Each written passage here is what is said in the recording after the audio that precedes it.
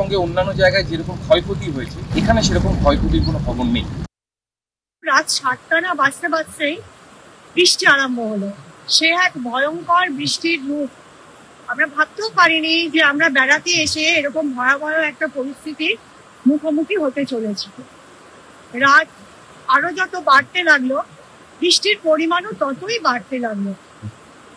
যাই হোক, খাওয়া দাওয়া সেরে আমরা শুয়ে পড়লাম, কিন্তু রাত 1:30টার সময় উঠে দেখলাম চারিদিক ঘুটঘুটে অন্ধকার, বাজ পড়ছে এবং বাজের আলো আমাদের সমস্ত চারিদিক কাঁচ দিয়ে ঢুকছে। আর সেই আওয়াজে, আকাশ ফাটানো আওয়াজ, আমাদের ঘুম তো হচ্ছেই না, উপরন্তু একটা ভয় হচ্ছে আমরা কি করে এখান থেকে আবার বাড়ি ফিরবো। গ্যাংটক যাওয়ার কথা ছিল, আনফরচুনেটলি সমস্ত রাস্তা blockage, landslide and river overflow, that's why আমরা আজকে যেতে পারছি না, আমরা এখানেই আটকে আছি। যদিও একটু ভয় লাগছে, বাট পাহাড়ে তো এটাই জীবন। এখন দেখা যাক কি হয়, রাস্তা খুলে গেলে আমরা কালকে অবশ্যই আমরা গ্যাংটকের দিকে যাব।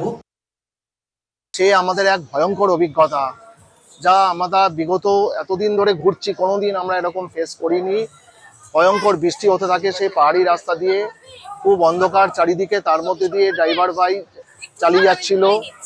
বেশিরভাগ সাইড সিনই আমরা কোনো রকমে দেখতে পারিনি, পথে মিরিক।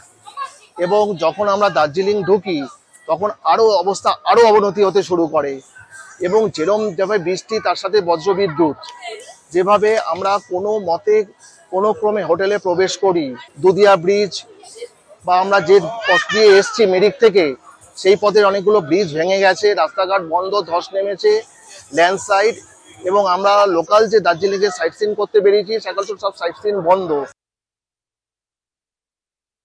गाड़ियाँ निकले ना यहाँ से, और टूरिस्ट जो है वो अपने जहाँ पे हैं होटल में वो वहीं पर रहें, सेफली रहें, they will be safe in the hotel. Once the रास्ता गेट्स क्लियर्ड हम लोग डेफिनेटली आपको बताएंगे, टैक्सी सिंडिकेट्स के माध्यम से, हमारे सोशल मीडिया के माध्यम से बताएंगे आप लोगों को। इसके अलावा जो हमारा अभी रोहिणी रोड है, रोहिणी रोड अभी वहाँ भी बहुत ही मेजर लैंडस्लाइड हुआ है, एंड उसमें थोड़ा टाइम लग सकता है, और NHIDCL देखता है उस रोहिणी रोड को। तो हम लोग के पास ये जो खबर है, वो जो हिलकाट रोड है वो it is in usable condition, we are verifying it again, रास्ता लंबा ताकि सेफली जा पाए लोग। तो प्लान ये रहेगा कि अगर विसिलखोला एंड हमारा जो दिलाराम है वहाँ पे रास्ता क्लियर हो जाएगा, तो करशांग होते हुए लोगों को हम हिलकाट रोड होते हुए भेजेंगे हम लोग सिलीगुड़ी की तरफ, जो टूरिस्ट यहाँ पे हैं।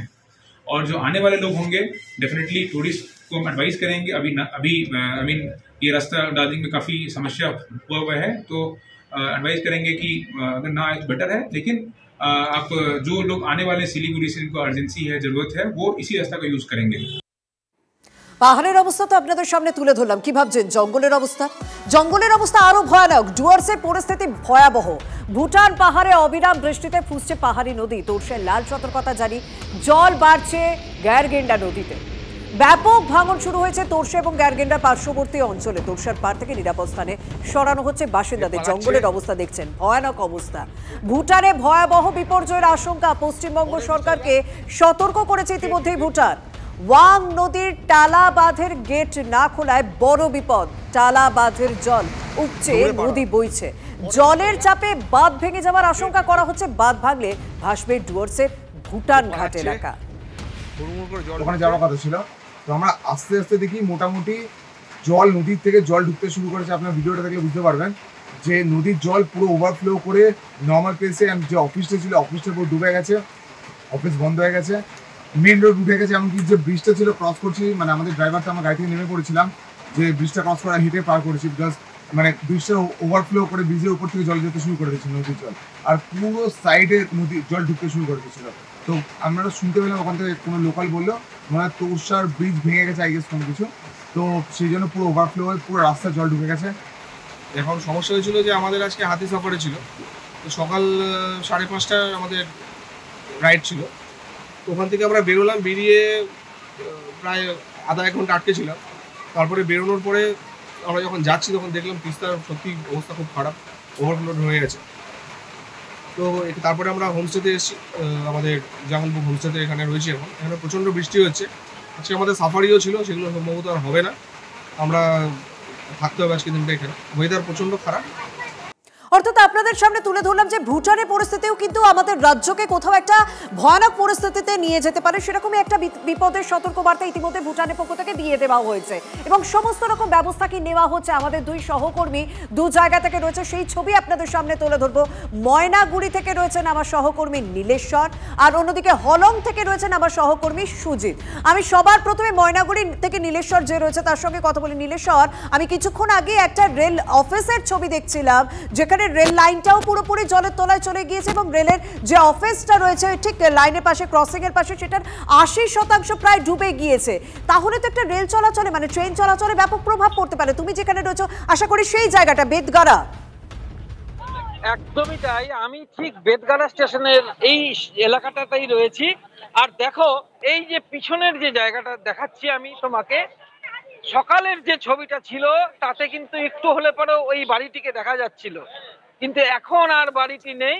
কার্যত পুরো বাড়িটাই কিন্তু জলের তরে ভেসে গেছে এবং এই যে জল তুমি দেখতে পাচ্ছ, এই জল সম্পূর্ণটা এসছে হচ্ছে জলঢাকা নদী থেকে। আমরা এর আগে যেরকম তিস্তা নদীর ভয়াবহতা দেখাচ্ছিলাম, এখন দেখাচ্ছি জলঢাকা নদীর কি অবস্থা। এবং এই যে ময়নাগুড়ি বেদগাড়া অঞ্চল, এই গোটা অঞ্চলে অন্তত 1000-এরও বেশি পরিবার এই জলবন্দী হয়েছে। প্রতি কয়টা বাড়ির ঘরে ঘরে জল ঢুকেছে, সমস্ত মানুষ চলে এসছে। তারা কিন্তু এই যে রেল লাইনের পারে এইভাবে দাঁড়িয়ে আছে, এইখানে তারা তাদের গবাদি পশু টশু সমস্ত কিছু নিয়ে চলে এসছে এবং খুব উদ্ভ্রান্ত অবস্থায় আছে তারা। তাদেরকে এই মুহূর্তে প্রশাসনের পক্ষ থেকে সাহায্যের হাত বাড়িয়ে দিয়েছে, কিছু কিছু জায়গায় রেস্কিউ শুরু হয়েছে, কিন্তু এখানে আরো দরকার, আরো অনেকটাই দরকার, নহলে কিন্তু এই অঞ্চলের যারা বাসিন্দারা রয়েছে। একদম একদম নীলেশ্বর, তুমি আমাদের সঙ্গে থাকো এবং স্বাভাবিকভাবে রেলের যে অফিসটা আমরা সকালবেলা দেখতে পেয়েছিলাম যে 80%-এর উপর দিয়ে জল যাচ্ছিল, সেই রেলের অফিসটা এখন আর দেখা যাচ্ছে না, পুরো অংশটাই জলের তলায়। যদি এখনই কোনো রকম বৃষ্টি না, পরিস্থিতি একটু না হলেও ভালো না হয়, তাহলে এই যে রেল লাইন রয়েছে সেই রেল লাইন পুরোপুরি জলের তলায়, অর্ধেকটা অংশ পুরোপুরি চলে গিয়েছে, বাকি অংশটাও জলের তলায় চলে যাবে। হলংয়ে বেশ কিছু পর্যটক আটকে রয়েছেন এই মুহূর্তে, তাদেরকে ফেরানোর জন্য ঠিক কি কি ব্যবস্থা নেওয়া হচ্ছে জানাবেন আমার সহকর্মী সুজিত সঙ্গে রয়েছেন। সুজিত, হলংয়ের কি অবস্থা?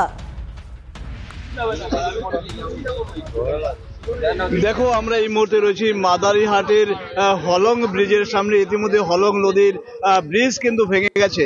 এই হলং নদীর যে ব্রিজ ভেঙে গেছে, আপনাদের আমি দেখানোর চেষ্টা করব যে হলং নদীর যে প্রায় 40 ফিটের মতো ব্রিজ রয়েছে, সেই ব্রিজ ভেঙে গেছে। ইতিমধ্যে ভেতরেই কিন্তু বহু পর্যটক আটকে রয়েছেন, পর্যটকরা ভেতরে রয়েছেন এবং হলং নদীর সামনে কিন্তু ইতিমধ্যে বহু মানুষ ভিড় করেছেন। তোমাকে প্রথমেই বলবো যে আলিপুরদুয়ারে তোরসা নদীর জল লাল সংকেত জারি করা হয়েছে। স্বাভাবিকভাবেই ডুয়ার্সের বেশ কিছু এলাকা কিন্তু জলমগ্ন হয়ে যাওয়ার খবর পাওয়া যাচ্ছে। ইতিমধ্যে গেরগেন্ডা নদীর জলে বিস্তীর্ণ এলাকা প্লাবিত হয়েছে। আমি এই মুহূর্তে হলং বনবাংলোর সামনে মাদারিহাটে রয়েছি। এখানে হলং যে ব্রিজ ভেঙে গেছে, ফলে ব্রিজের ওপারে রয়েছে মাদারিহাটের বেশ কয়েকটি রিসোর্ট, যেখানে সরকারি রিসোর্ট, যেখানে পর্যটকরা রয়েছেন, সেখানে পর্যটকরা বন্দী রয়েছেন। এই ব্রিজ বিদ্যুৎ ভেঙে যাওয়ার ফলে এই এলাকার সঙ্গে কিন্তু যোগাযোগ বিচ্ছিন্ন হয়ে গেছে। একদম তোমার পেছন দিক দিয়ে যে নদী বিপদসীমার উপর দিয়ে বইছে এবং সাংঘাতিক জলের তোর, সেটা ছবি দেখে আমি বুঝতে পারছি। সেটা যদি একটু দেখানো সম্ভব হয় এবং রাস্তার দুধারে কি পরিস্থিতি, মানে নদীর দুধারে কি পরিস্থিতি, সেইটা যদি তুমি আমাদের সামনে তুলে ধরো।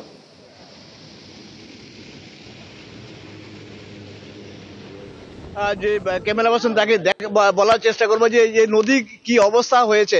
দেখুন আপনারা সবাই নদীর যে কি অবস্থা দাঁড়িয়ে গেছে, মানে সাংঘাতিক জলের তোর এবং এই নদীর চোটে